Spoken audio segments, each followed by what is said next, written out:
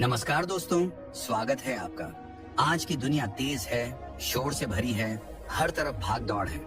Mobile की notification, relationship की उलझने, सोशल मीडिया की आवाजें, समाज की अपेक्षाएं, हम हर पल किसी न किसी शोर से घिरे हुए हैं।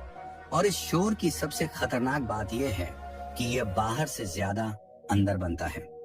एक ऐसा मानसिक शोर जो हमें यह सोचने तक नहीं देता कि हम असल में क्या चाहते हैं, कौन हैं और किस दिशा में चल रहे हैं। लेकिन हजारों साल पहले एक आदमी ने इस मानसिक शोर को पहचान लिया था। वह आदमी था गौतम बुद्ध।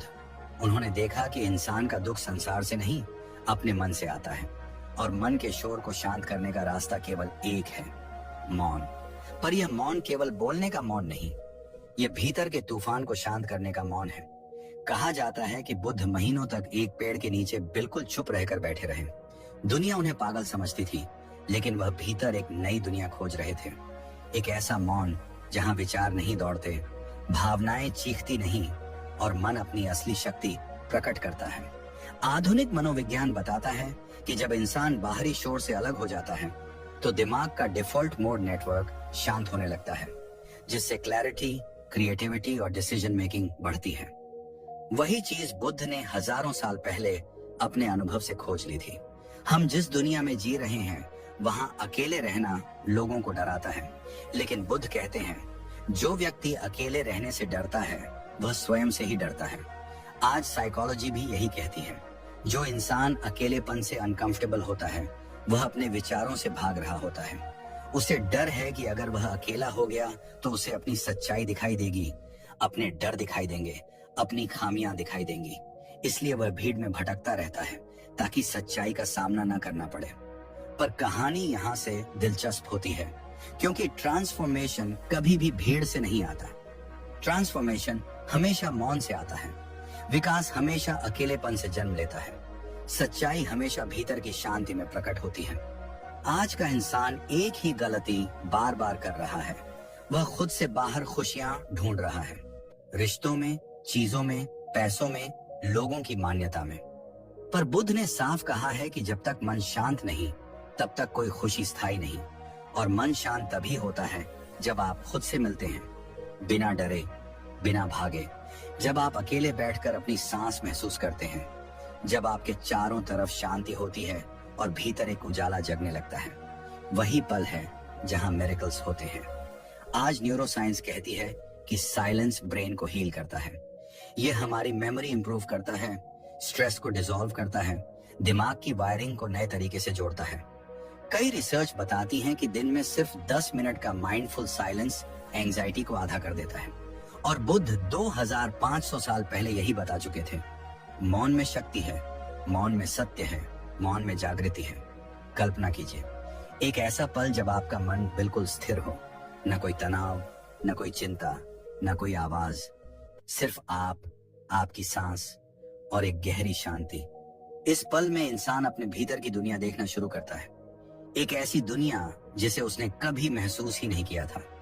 यही वह क्षण है जब मनोविज्ञान और अध्यात्म एक दूसरे का हाथ पकड़ते हैं।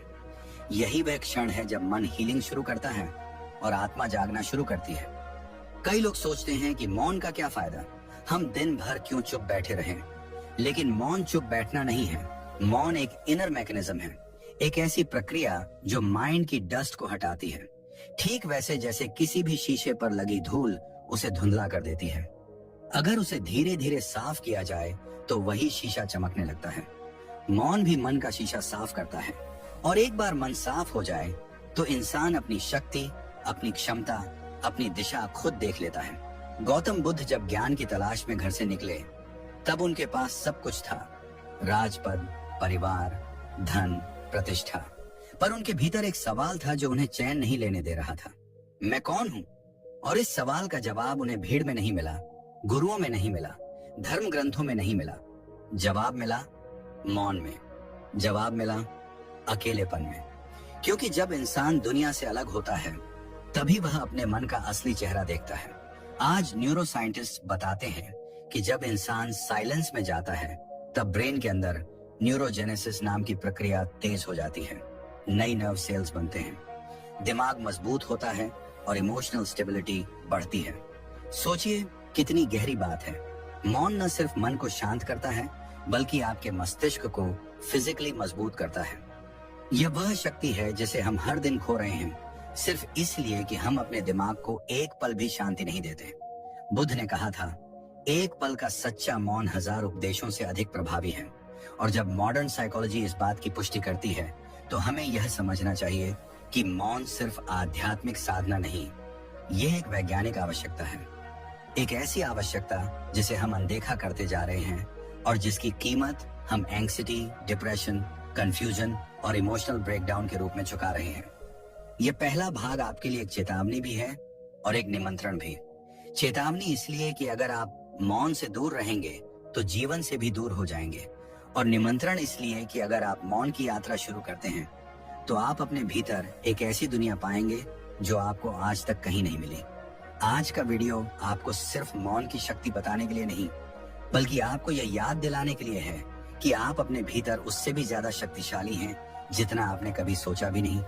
आपके भीतर क्लैरिटी है, स्ट्रेंथ है, हीलिंग है, बस आप उसे सुन नहीं पा रहे हैं क्योंकि शोर बहुत ज्यादा है। और आज से इस वीडियो के साथ आप एक ऐसी यात्रा शुरू करने जा रहे हैं जिसे बुद्ध ने हजारों साल पहले शुरू किया था।